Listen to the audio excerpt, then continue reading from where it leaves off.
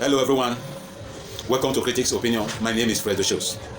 I'm just wondering and I want to ask out of curiosity, does coronavirus still exist in Nigeria? If yes, does it still exist in Edo State? And if yes, what happened to the physical and social distancing that has been given to us as a guide to for safety? What happened to the continuous washing of hands and the wearing of nose mask? Because recently I've been seeing a crowd, multitudes of people gathered in one place in the name of political rally, in the name of political campaign. For this election, gentlemen, now scam. I want to hear from the people. If I say for this election, I want to say gentlemen, for this election. No physical distancing, no wearing of nose masks, and there are no gadgets or hand washing bowl anywhere around. And these people will stay in that position for a very long time in the name of campaign and rally. Does it mean that political rally is anti-corona? Does it mean that political rally are coronavirus resistant? I'm just asking out of curiosity. You see, when our leaders are making rules, making policies to guide the nation, they tend to make them in a way that it will suit them. When a citizen violates the rule, it becomes an illegal act. It becomes a punishable offense. But when our leaders violate these rules, they use one hand, to sideline it as if it is nothing. Because of this coronavirus and this physical distancing, we are not allowed to organize any form of seminar. We are not allowed to attend weddings. We are not allowed to do burial. We are not allowed to attend church services. At a point, they reduce it to maximum 20 members. But now in the political rally ground, we have over 1,000 people, over 2,000 people gathered, clamoring, clapping, shouting, along with our political leaders, along with the politicians. Now, because it has come to politics, social and physical distancing is allowed, or is no longer in place.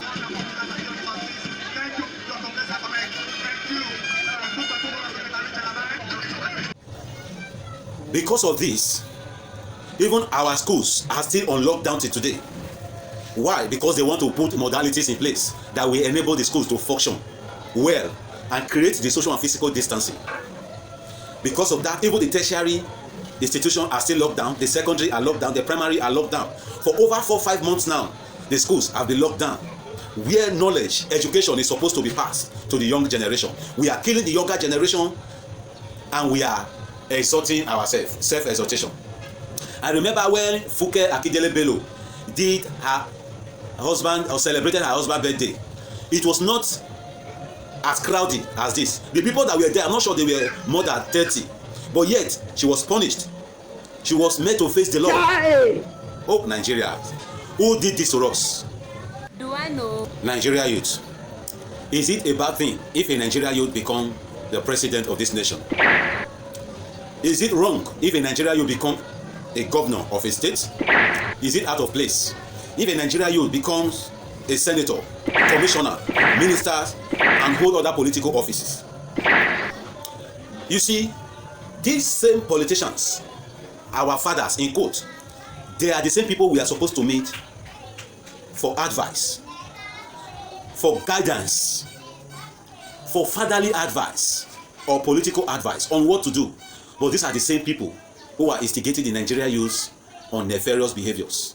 They are same people instigating Nigeria youth to carry guns, to kill themselves for their own political selfishness. They are the ones instigating Nigeria youth to fight one another, to oppress others, just for them to attain political position. Do you know if this energy, this power, this enthusiasm we are exercising in touting and toggling along with these politicians, if we bring it together and harness them, we synergize and come together as Nigeria youth, do you know Nigeria youth has a louder voice? We dominate the population of this country. But then, they are making us not to see the wider view, instead making us to kill ourselves in order to reduce the population of Nigeria youth so that they can attain. They have turned us to be footmats that they clean their legs before they enter their political office. They have turned us to be a stepping stone that they use to help themselves to attain political position. And here we are, clapping, shouting, clamoring for them to enter this position. At the end of the day, will become use and dump. And the guns, knives, and that they have given to you to fight for them now becomes a tool for another antisocial activity. Of what benefit is it to you, Nigeria youth, if we kill ourselves, if we deny ourselves, if we battle ourselves, destroy ourselves for the sake of politicians? At the end of the day, they dump us. Do you know this life is more precious than the political office?